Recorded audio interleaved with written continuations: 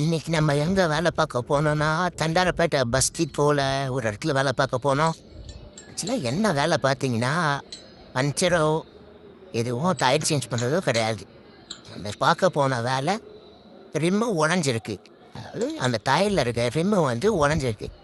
அது எதனால் உடஞ்சிருக்குன்னு பார்த்தீங்கன்னா ஜேசிபி கம்பெனியில் மோஸ்ட்லி அந்த எம்எம் ரொம்ப கம்மியாக கொடுக்குறாங்க. ரொம்ப ரொம்ப பேப்பர் சைஸ்ன்ற மாதிரியே கொடுக்குறாங்க. அது காலப்போக்கில் என்ன ஆகுதுன்னா அப்படியே துருப்பிடிச்சு நம்ம கழட்டி மாட்ட என்ன ஆகுதுன்னா ரொம்ப லேசாகிடுது. அதனால் பார்த்தீங்கன்னா விளைவுகள் பார்த்தீங்களா எப்படி இருக்குன்னு, எந்த அளவுக்கு உடஞ்சிருக்குன்னு பாருங்கள். அந்த அளவுக்கு அது ரொம்ப பேப்பர் மாதிரி கொடுத்துருக்காங்க. இப்போ அந்த டிஸ்க்கு நம்ம என்ன டிஸ்க்கு சஜஸ்ட் பண்ண போகிறோம்னா இந்த புல் பிராண்டு, அதாவது ஜேசிபி ஏஸ் இந்த மாதிரி வண்டிங்கெல்லாம் இருக்குது பார்த்தீங்களா. அதில் புல்லுன்னு ஒரு கம்பெனி இருக்குது. அந்த வண்டி டிஸ்க்கு பார்த்தீங்கன்னா ரொம்ப எம்எம் அதிகமாக இருக்கும்.